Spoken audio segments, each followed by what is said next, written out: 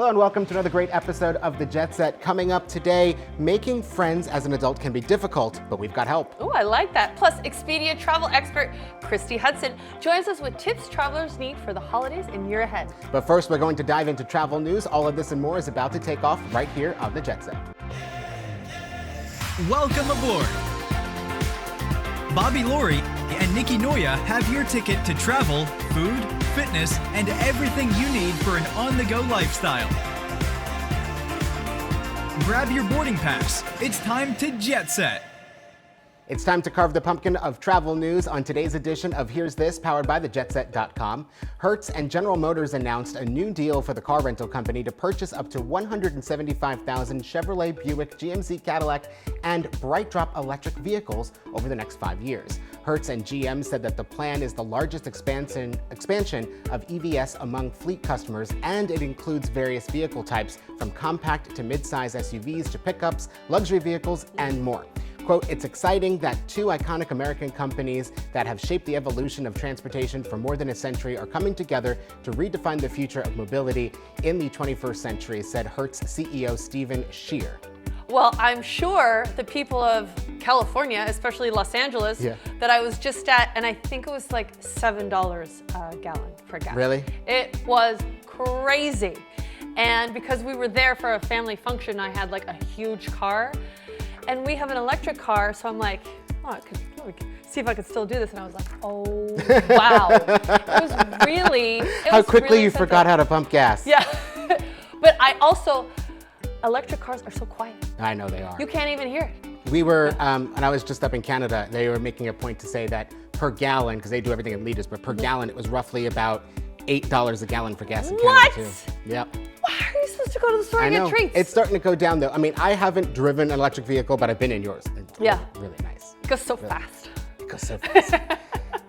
For the better part of the last year, staffing shortages have impacted airlines from the flight deck to the cabin to the ground and even in the terminal. Now the industry might have two additional problems. Oh, come on. The two major airplane manufacturers, Boeing in the United States and Airbus in France, are having supply chain issues that threaten to leave airlines with a shortage of airplanes. In a story first reported by the Wall Street Journal, the industry's most fundamental need, the equipment itself, is imperiled by what the newspaper described as two plane makers being months behind in delivering new airplanes to airlines. Now, aviation experts say, however, that it's not an immediate issue that'll affect the industry or the traveling public, but it needs to be addressed now, something that the airlines didn't do when they were facing the pilot shortage. They didn't address it when they learned it was going to be a problem. They let it become a problem, then figured out, oh, we need to do something. So that's something we might be facing in the near future. Oh, just another thing. You know, you show up to get on your plane and they're like, we don't have a plane. And no, not like it's delayed or late or canceled. We just don't have the plane. And is this pandemic related? Because like we're still feeling the after effects of everything being shut down, and how many years into the future do you think we're gonna have to be dealing with this? I think the pandemic will end up having ripple effects through at least the next, let's say, 5 years would be a good guess. I mean, because you figure, look at how long those ships sat off the coast of Los Angeles. A long with time. Everything, and if that affected the holidays last year, but people are still saying, just like these two, Boeing and Airbus, that there's still some supply chain issues with getting parts needed to where they need to be to build the airplanes. We need pilots, we need planes, I need an electric car so I can go to the store. Santa's coming, what are we gonna do? Well, the other problem that they're saying too is, especially in the US and Canada, those two airplane manufacturers are suffering a lack of workers to actually make the parts that are then being sent to Boeing and Airbus to be installed on the airplanes. So that also then threatens the whole supply and the chain of All right, somebody hand me a wrench. Boeing, I'll see you in a minute. I'm gonna get to it. I would like to see that. I wanna be the welder. It was just a few shows ago where you were talking about becoming Captain Nikki. And we were saying how that's a thing. So now in this episode, you're taking on the role of an aircraft engineer. For America, for the world, I'll do it. I'm a multi-talented woman, I can do it. I just want to do the flip thing that they do and then do the fire. I don't doubt you. We'll be right back in 30 seconds with more of the Jet Set. Don't worry about a thing. 'Cause every little thing gonna be alright. Singing, don't worry about a thing. Don't worry. Say it. This is my message to you.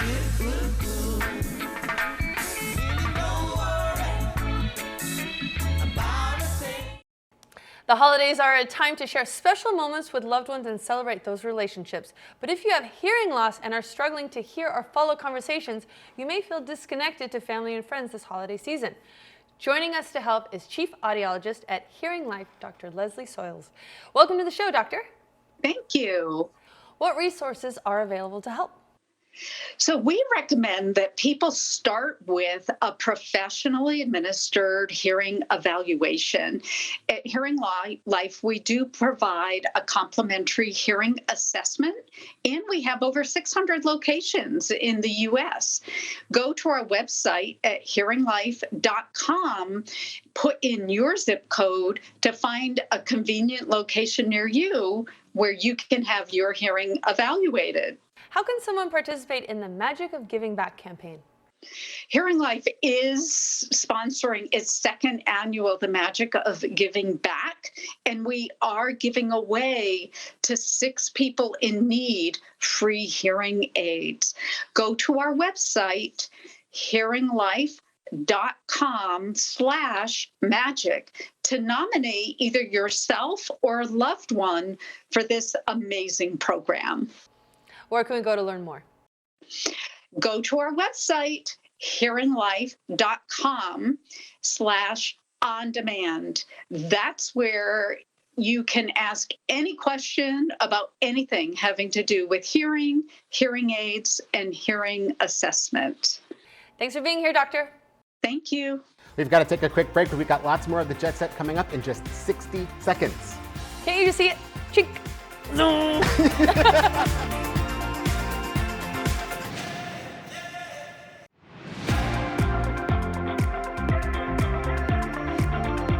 It's time for a second helping of travel news on Here's More, powered by thejetset.com. Peloton will put bikes in all 5,400 Hilton-branded hotels in the United States, and the partnership with Hilton includes all 18 of the hospitality giant's hotel subsidiaries, including Hampton Inn and DoubleTree. It's the latest in a broad effort to expand the consumer base under CEO Barry McCarthy. Does it really expand the base, though? Like, do you book hotels based on the offering in their gym? That would be a hard no. But listen, I think that, wow, that's great for Peloton. That's like an amazing Okay, deal. so it's purchasing a lot of Peloton bikes, but like...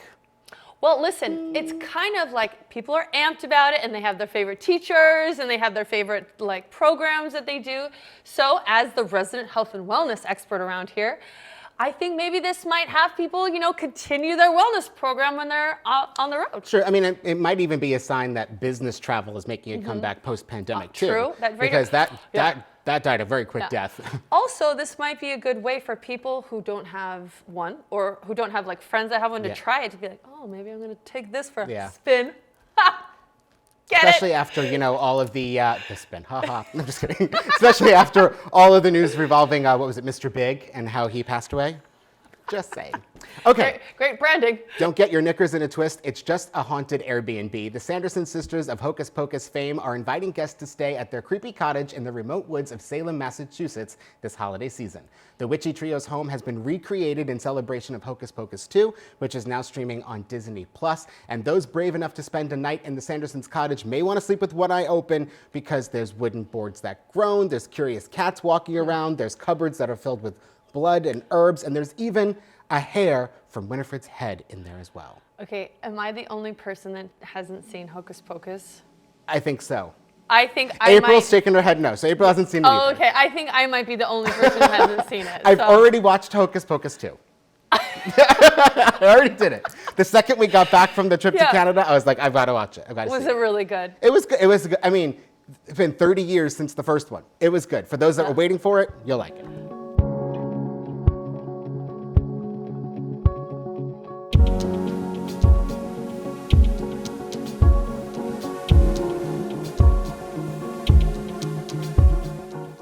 We had the chance to explore Scottsdale, Arizona with a visit to the Western Spirit, Scottsdale's Museum of the West. The best way to experience the spirit of the American West is with a trip to this amazing museum. The exceptional art exhibits and artifacts bring the nation's Western heritage to life.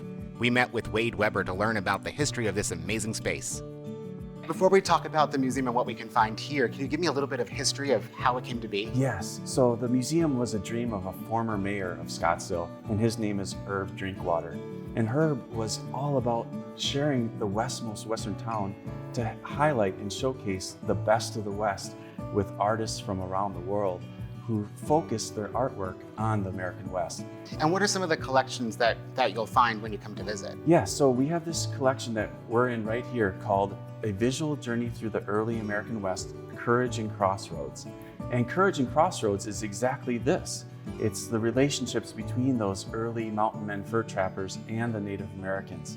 And it's depicted in these beautiful oil paintings, sculptures, bronze sculptures, and great artifacts and objects. The artifacts that you guys have here are absolutely amazing. The clothing that is so well preserved. Tell us a little bit, and also there's, I believe, Lewis and Clark's pipe over there too. Yes. Tell us a little bit about the artifacts. So thankfully, wonderful collectors are willing to share their collection with us. And this private collection of tomahawks and peace pipes and Native American blankets are all depicted here. And one special item is Meriwether Lewis's presentation style tomahawk. It's awesome. 100, pretty early. All right, wait, I want to go show you what Sounds my favorite good. Yes. piece is. All right, Thank let's you. go. It's this one right here.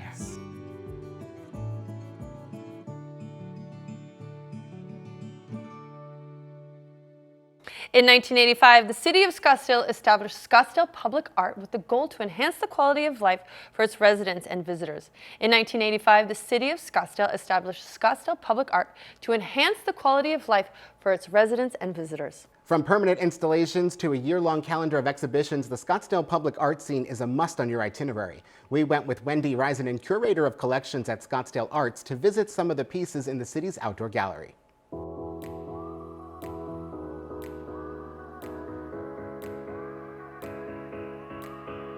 Let's go say hi to Wendy. Yeah. Hey, Wendy! Hi, Wendy. Nice So to nice to meet you. Welcome to Scottsdale. This is so beautiful. Yeah, we I'm love ready it. to see some art. What about you, Bobby? I've heard about some pieces. I heard Wendy has favorites. Oh, they're all her favorites.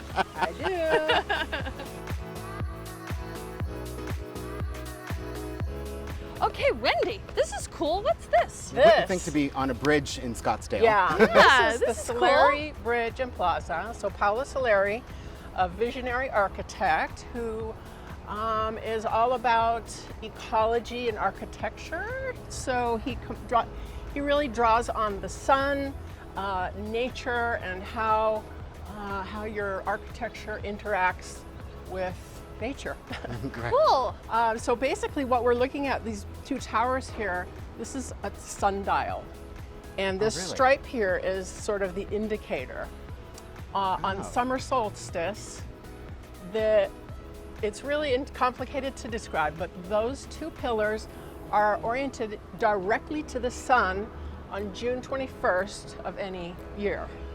So no shadow will be cast at 12:30 on these pillars.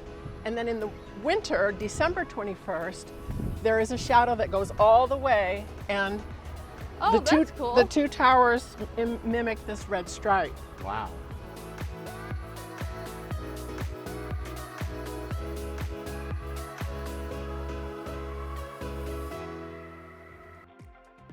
Okay, Nikki, so how many extra bags did you end up taking home from that trip? 0. Why? How's that possible? You did all that Because, you know- shopping. No, I ship my stuff home. I don't carry it with me. I ship it ahead of myself. We've got to take another short break, but don't go anywhere. We've still got lots more of the Jet Set to come.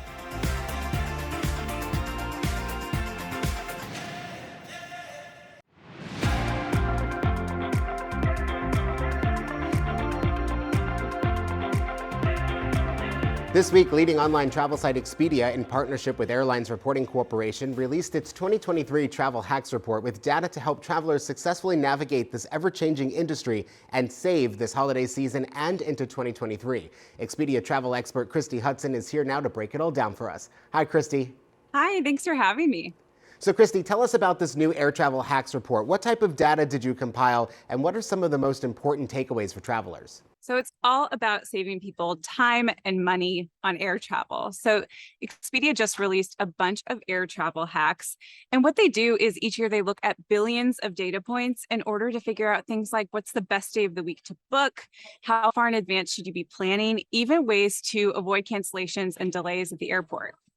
Now, we're hearing a lot about reductions in airline capacity heading into the holiday season. Will this impact flight prices and availability? And what does this really mean for travelers? Yeah, so that's where these tips come in. And according to the report, timing is key. So there's a whole bunch in there, but there are three big takeaways. The first is book on a Sunday. The data shows that when you book on that day of the week, you can save about 5% on domestic travel and about 15% on international airfare. And then the second thing you need to keep in mind is how far in advance should you be booking? So Expedia says book about a month in advance of your domestic travel and about 6 months in advance of international travel. And that's where things like price trackers and price alerts are really going to come in handy. Expedia's price tracking and prediction tool on the app tells you exactly how far in advance you should be booking your flight. And it really takes the guesswork out of it. So the third takeaway from the report is what time to start your trip. So you want to depart on a Wednesday if you can, middle of the week, and that'll save you about 15%. All right, let's talk about delays and cancellations. These plagued the summer travel season. What should travelers expect moving forward? And do you have any advice on how to best plan and keep these issues from derailing a trip? Yes, well, here's the hack. According to the report, after 3 p.m., those flights that depart are about 50% more likely to be canceled than the ones before 3 p.m. So you want to take the early flight. And the good news is, these cancellations are going in the right direction. They're getting fewer and fewer. So there is a lot of optimism about the holiday season not being impacted the way that we saw during the summer. Do you have any other vital information that came from this report that travelers should know as we head into the busy holiday travel season and plan their trips for the new year? Yes, well, the holiday season is right around the corner. And if you haven't booked travel yet, now is definitely the time. You don't want to wait too long. The prices are not going to get any lower as we get closer. So book now, and also be strategic about the days that you're departing. So just by making sure you leave on the Monday before the holiday or on the holiday itself, you can save between about 20 and 30% on your airfare. Where can travelers go for more information and to see the full Travel Hacks report? Head to expedia.com/stories and download the app, of course, to save on your next trip. Thanks for joining us, Christy. Thanks for having me. While the majority of today's workforce prefers remote work over going to the office, a new MetLife survey finds that work-from-home employees may be more worried about their finances and confused about benefits than their on-site and even hybrid colleagues, with 65% of remote workers saying a better understanding of benefits would help make them feel more financially secure. This open enrollment season is an opportunity for employees to strengthen their financial security by electing the right coverage. Here with more is Jen Kishel, Vice President of Workforce Engagement, U.S. Group Benefits at MetLife. How can employees leverage benefits to help protect themselves financially? Yeah, so 2 examples. Pet insurance is a great example. A lot of employees adopted pets during the pandemic. What a great feel-good thing. That vet bill is not a great feel-good thing. It could be $2,000 if your pet ingests something that they shouldn't have. With pet insurance, that out-of-pocket reduces to $250. The other benefit I would highlight is legal insurance. It is a great opportunity for you to make sure you have a will or a trust or an estate plan for your family, but also for employees who may be relocating. The cost of a closing on a house, this could be as much as $6,700. There could be no additional out-of-pocket for you if you choose legal insurance during your open enrollment period. What resources are available to help remote workers navigate open enrollment? So 3 that I'll highlight, and these are applicable to everyone, not just remote employees, but certainly very important for remote employees as well. The first is do a financial checkup. Understand where your money is going, understand what your financial plan and goals are for the next year. The second is to not just check the box during open enrollment, look at benefits you've had in the past. Are they serving you well? Look at benefits you've never thought of before. Is now the right time to perhaps think about adding those benefits to your portfolio?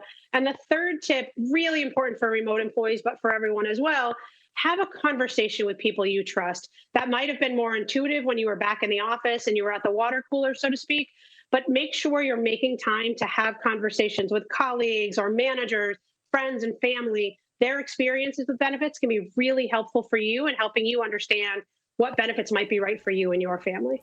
Where can we go to learn more? MetLife is here to help. Go to metlife.com/open enrollment. Thanks for joining us, Jen. We've got to take one final break, but we'll be right back with more of the Jet Set. Don't go anywhere.